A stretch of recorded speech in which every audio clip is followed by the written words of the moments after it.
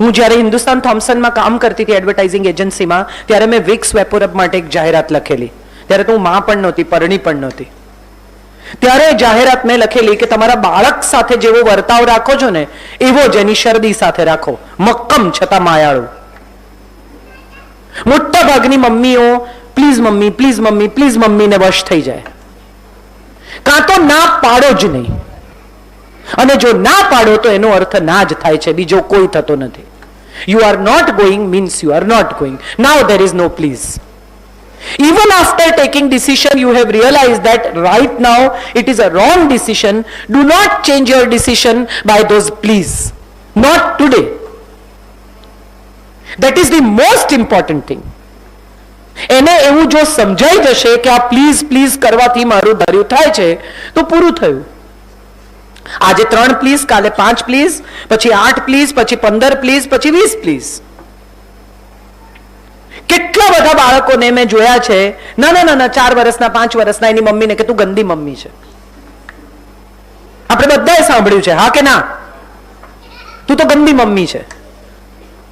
જેવું એમ કે ને કે તું ગંદી મમ્મી છે એટલે એમ કહેવાનું કે ચલ તને કોને ત્યાં મૂકી આવું, તને કોની મમ્મી ગમે છે, તને રાખશે ને. Let your child realize the value of parents. It is very, very important for them that parents are not just providers, but they are to be respected. હું જે માંગુ તે બધું પ્રોવાઈડ કરવાની મારા મા બાપની ફરજ નથી, મારે એમને સન્માન આપવું એ મારી પણ ફરજ છે. બીજી એક બહુ જ મહત્વની વાત મારે બધી મમ્મીઓને કહેવી છે, ખાસ કરીને મમ્મીઓને, કારણ કે મમ્મીઓ આખો દિવસ ઘરમાં હોય. પપ્પા છે ને ડિઝનીલેન્ડ થી આવે, સાન્ટા ગિફ્ટ લઈને આવે, એનું ધાર્યું કરાવે, કેમ કે એની પાસે સમય ઓછો છે, એટલે વસ્તુથી પેલો સમય પૂરવાનો પ્રયત્ન કરે છે. માં આપણે ક્યાં 2 કલાકમાં ખરાબ થવું. મારો દીકરો બહુ નાનો હતો, અમે બંને જણા બેઠા હોઈએ, હું ને સંજય, તો સંજય મને એવું કે એને વર્ડ કેમ, તું વર્ડ ને, મને કેમ કે છે એને વર્ડ, તારે ખરાબ નથી થવું. છોકરો સારા માર્ક લાવે, દીકરી સારા માર્ક લાવે, તો મારી દીકરી જોયો મારી દીકરીનું રિઝલ્ટ, અને જો એને કઈ ગડબડ કરી તો તરત આ તારી દીકરીના કરતૂત. આપણે બધા સાંભળી ચૂક્યા છીએ, બધી મમ્મીઓ. મારે મમ્મીઓને 2 ટીપ આપવી છે. એક, તમે એની ઉંમરના નથી. You are not the same age, neither you are a friend. Most of the parents try to be friendly to an extent where they forget the age bar. The age gap between a mother and a daughter should always be remained and observed and maintained very sincerely. હું તારી માં છું, તારા જેવડી નથી. Do not try to behave my age. હું તને કહું છું શું પહેરવાનું, આવું કેટલી મમ્મીઓએ સાંભળ્યું છે, હા કે ના? આપો જવાબ. બધા ડોકા આમ કરે છે. તારે મને નહીં કહેવાનું શું પહેરવાનું, હું તને પૂછું છું શું પહેરવાનું. આવું આપણે કેટલી બધી વાર સાંભળ્યું છે. That is the time when I would answer કે ઓકે, તો કાલથી બંને ટાઈમની રસોઈ કરજે. મારી ઉંમરની છે ને, હું જે કરું એ બધું તારે કરવું છે, રાઈટ? તો કાલથી 2 ટાઈમની રસોઈ તું કરજે. આ બહુ ઇમ્પોર્ટન્ટ છે, to make them realise what you are doing. ના ના, એ તો આપણી ફરજ છે. આપણી ફરજ છે તો એમની ફરજ નથી, હા કે ના? કરેક્ટ. પણ આપણે બધા એવા ડરેલા મા બાપ છીએ કે જેમણે 4 આપઘાતના કિસ્સા છાપામાં વાંચી લીધા છે. છોકરું કંઈ કરી બેસે. To tell you the truth, કંઈ કરી બેસવા માટે બહુ જ જીગર જોઈએ. એમ કંઈ કરી બેસાતું નથી. આ બહુ જ મહત્વની વાત છે જે બધા મા બાપે સમજી લેવી જોઈએ. બીજી મહત્વની વાત, જ્યારે જ્યારે તમારા બાળક સાથે તમારી આર્ગ્યુમેન્ટ થાય, એ મધર હોય કે ફાધર હોય, સ્પેશિયલી માં સાથે વધારે થાય, કારણ કે માં એમ કે નહીં લે એટલે એમ કે પછી ફરી માં કે નાવા જા, ત્રીજી વાર કે જા ઉભો થા નાવા જા, જાઉં છું. ચોથી વાર કે હવે તું નાવા નહીં જાય ને તો તારું આવી બનશે, હા તો નથી જતો જા. આ કન્વર્સેશન દરેક ઘરમાં થયું છે, હા કે ના? કરેક્ટ. એટલે ઊભો કે ઊભી એ જે બી. હવે આમાં મારી પાસે એક ટીપ છે. એકવાર એમ કેવું કે નાવા જા અને પછી ભૂલી જવું, કારણ કે નહીં નાવાથી આજ સુધી કોઈ મરી નથી ગયું. હા કે ના કરે? પણ હોમવર્ક કરવા બેસ, એમાં બાંધછોડ નથી. આપણો પ્રોબ્લેમ શું છે? ખાડે ડૂચા ને દરવાજા ઉઘાડા. નાવામાં, ખાવામાં, આમ કરવામાં, પેલું કરવામાં, ટીવી જોવામાં, ફલાણું કરવામાં, કપડાં પહેરવામાં આપણે એટલી એનર્જી વાપરી કાઢી છે કે પછી જ્યારે ખરેખર ડિસિપ્લિન કરવાનો વારો આવે છે ત્યારે ડિસિપ્લિન સુધી એ એનર્જી રહી નથી. ડિસિપ્લિન શેમાં જોઈએ છે તમને? હોમવર્ક કરવામાં, સાંજે સમયસર ઘરે આવવામાં, તો એમાં વાપરો. નાવામાં શું કામ વાપરો છો? આપણા મનમાં એમ છે કે આ રિમોટ કંટ્રોલ થી ચાલતું એક રમકડું છે, આપણે કહીએ કે નાવા જાય એટલે આમ કરતું ઊભું થઈને નાવા જતું રહેશે, પણ એ નહીં જાય, કારણ કે હવે એની પાસે એક ઇન્ડિવિજ્યુઅલ થોટ પ્રોસેસ છે. કાનમાં ઇયરફોન પહેરી રાખે, મ્યુઝિક સાંભળ્યા કરે, કે જે સાંભળતા હોય રામ જાણે. હવે મજાની વાત એ છે કે તમે જ્યારે કંઈ કહેવા જાઓ છો ત્યારે એને સંભળાતું નથી. તમે એમ માનો છો કે તમે કહ્યું છે, એને સાંભળ્યું નથી. Best way to deal with it, stand there, look at in their eyes and tell them કે કાઢ તો વાત કરવી છે. આપણી પાસે એટલી ધીરજ નથી. એ જ્યારે સૂર ઊંચો કરે, હા કરીને વાત કરે, ત્યારે મોટા ભાગે એ કાળી 5માં હોય તો માં કાળી 7માં જતી રહે. આવી રીતે વાત થાય માં સાથે, આ રીત છે તમારી, અમે આખો દાડો કરીને થાકી જઈએ પણ તમને તો કઈ કદર જ નથી. આ સ્વગત ઉચ્ચાર છે, રેડિયોની જેમ તમે બોલો છો, એને સંભળાતું નથી. હવે જો તમારે અહીંયા કંઈ કરવું હોય તો best part of the story is that when they raise their voice, tell them કે આ મારી સાથે વાત કરવાની રીત નથી. મગજ ઠેકાણે આવે, શાંત થાય, વાત કરી શકે, દલીલ નહીં, ત્યારે વાત કરીશું. આર્ગ્યુમેન્ટ માટે મારી પાસે સમય નથી, વાત માટે છે. બીજી બહુ જ મહત્વની વાત, મોટા ભાગની મમ્મીઓ ટોન્ટ મારવામાંથી ઊંચી નથી આવતી. તમને નહીં ગમે પણ મારે આ કહેવું છે, અમે તો પહેલા જ કહેલું. ગ્રેટ, તમે જીનિયસ છો, સર્ટિફિકેટ આપીશું, બીજું શું થઈ શકે? તમે પહેલા જ કહેલું કારણ કે તમે 40 વર્ષના છો. એને ન સમજાયું કારણ કે 13-14 વર્ષની છે. તમે કેમ ભૂલી ગયા કે તમે પણ ક્યારેક 14 વર્ષના હતા? તમને કેમ યાદ નથી કે 14 વર્ષે તમે પણ ભૂલો કરી છે? તમને પણ ક્લાસનો એક છોકરો ગમતો હતો, તમને પણ ક્લાસની કોઈ છોકરી ગમતી હતી. હિંમતવાળા કોકે ચિઠ્ઠી આપી હશે, પ્રિન્સિપલની કેબિન સુધી પણ પહોંચ્યા હશે. ટેબલ ઉપર હાર્ટ કોતર્યા, હજી બી તમારી સ્કૂલમાં જઈને જુઓ તો તમારી પાટલી ઉપર કોતરેલા હાર્ટ કે એને એસ લખેલા હશે. તો એનો અર્થ એ થાય છે કે તમે ઉંમરમાંથી પસાર થઈને આવ્યા છો. એ એડોલેસન્ટની ઉંમર, એ છોકરીનું ગમવું, એ અમુક પ્રકારના hormonal changes. You have experienced it. Why are you not letting your child experience it? Why are you so protective? Why do you want your child not to feel what all you have felt? It's the right to feel it. Let them feel it. But keep your guards on. કોને મળે છે, ક્યાં જાય છે, શું કરે છે? તમારા સમયમાં આટલું સોશિયલ મીડિયા નહોતું. હવે આ ચેટિંગ પર, ફલાણા પર, ચેટ રૂમમાં એક બહુ જ સુંદર મરાઠી ફિલ્મ છે, આઈ એમ શ્યોર દરેક મા બાપે જોવી જોઈએ. Take care, good night, Netflix ઉપર છે. Please watch this film. It is a film with subtitle. And please watch this film because this film will tell you a lot about life. એક 16-17 વર્ષની દીકરી છે. Let me tell you કે અહીંયા ફિલ્મો બતાવવીને એ પણ અમારા કેરિક્યુલમનો ભાગ છે. We are going to show them good film. We are also going to tell them how to appreciate a good film. We are going to have great theatre workshops. We are going to make nice little small movies with them. We are going to create human thought about it, music videos.